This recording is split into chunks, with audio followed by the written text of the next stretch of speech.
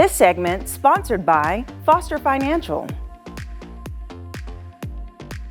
Welcome to Money Mondays, where we give specific financial advice for women in particular. And joining us today to share their expertise is Caleb Doan, who is the Vice President of Foster Financial. Hi, Caleb. Hi. Welcome. Thanks very much. Yes. Okay. So we are continuing our conversations regarding life insurance. And I know that there's so many different types. And over the weeks, we've kind of broke them down a little bit, and you've shared some vital information. So what will we be talking about today? Yeah. So we spent a couple weeks kind of talking about life insurance. I wanted to switch gears a little bit and talk about 529 plans, actually. So these 529 plans are basically a tax-advantaged way for people to save for education expenses. And this is something that I've noticed grandparents and grandmas specifically really love to set up for their grandchildren. Okay, so 529 plans. I've never heard of these before, so kind of break down, give us all the details about them. Yeah, absolutely. So there's actually advantages for the people who are setting up the accounts,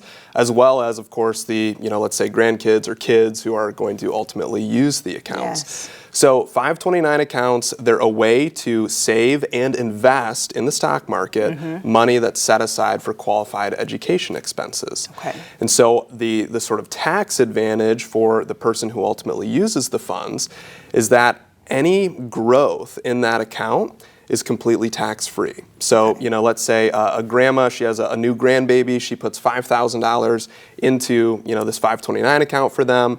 18 years later, they're going off to, Notre Dame or wherever they're going to.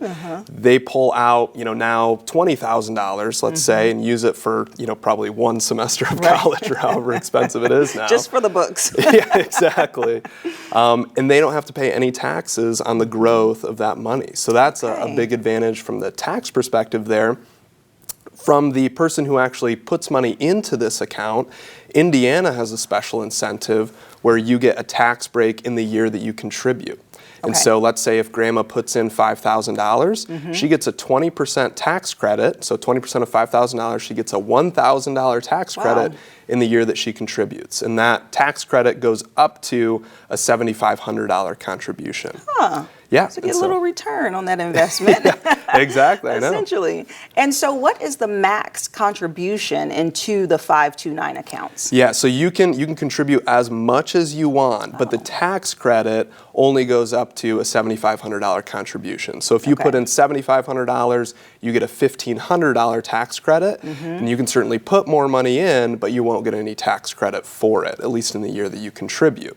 And so a lot of times if a grandparent says, hey, I want to put in $15,000, we'll say, hey, let's actually split it over 2 years so that you get the tax credit each year.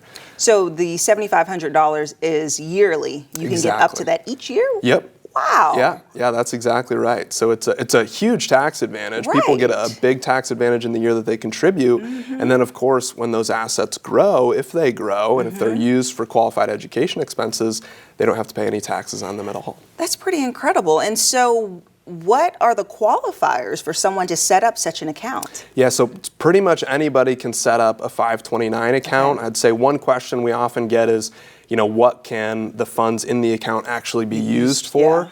And it's pretty liberal with what you can use it for. Of course, your tuition, you can even use it for room and board, you can use it for books, you can buy a laptop with it. And so there's a whole list of things that people can use it for. And so a lot of times, I typically don't see situations where people have difficulty, spending the money in their 529 account because college is so expensive and it can be used for such a broad array of things. That's incredible. I wonder why people don't use this account more. Like, do you, in your experience, because I know you talk to so many people and helping them set up their holistic financial plans, do you see people knowing about this account? Yeah, I think the biggest reason why people don't use them is just lack of knowledge that they even exist. I was actually talking to a client yesterday, and she's paying for some college expenses just out of pocket. And I said, well, hey, we could actually take some money, let's say if you're paying $10,000 a semester, instead of just paying it out of pocket, you can put it in a 529 account, 30 days later, pull it back out, send it to the school, you get the tax credit, and you're still using the same amount of money. And so you just kind of get the extra tax credit, you just kind of park the money in the 529 account for 30 days, pull it back out and use it. This is like so incredible. So anyone can do it. So a grandparent can set it up for their grandchild, an aunt can set it up for their niece or nephew, and a parent can definitely set it up. Now, can a child set it up for themselves? Let's say they're paying for college, they hit 18 and can have those type of financial accounts. Yeah, you can set one up for yourself as well. Wow. And in fact, if you set one up for, your niece, let's say, and then she ends up getting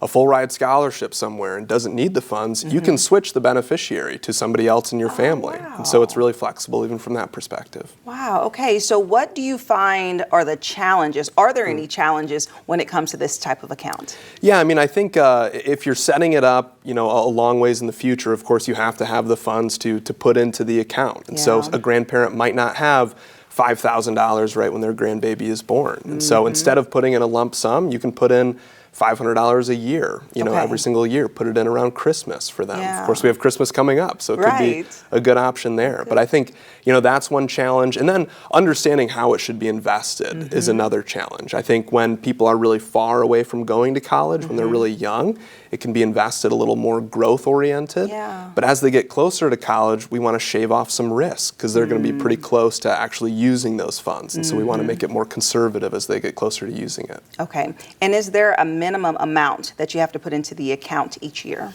No, not each year. I think to open the account, it's like $10 or something like that with Indiana College Choice.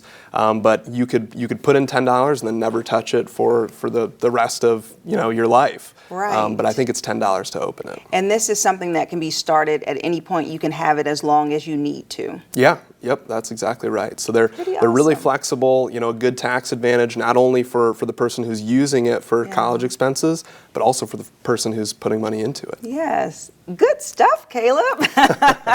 Thank you so much for sharing today. Yeah, of course. And if you would like more information from Foster Financial, we'll have their website and their phone number listed below so that you can give them a call. And I want to see a lot of 529 accounts going out as Christmas presents this year. We'll be right back. This segment sponsored by Foster Financial.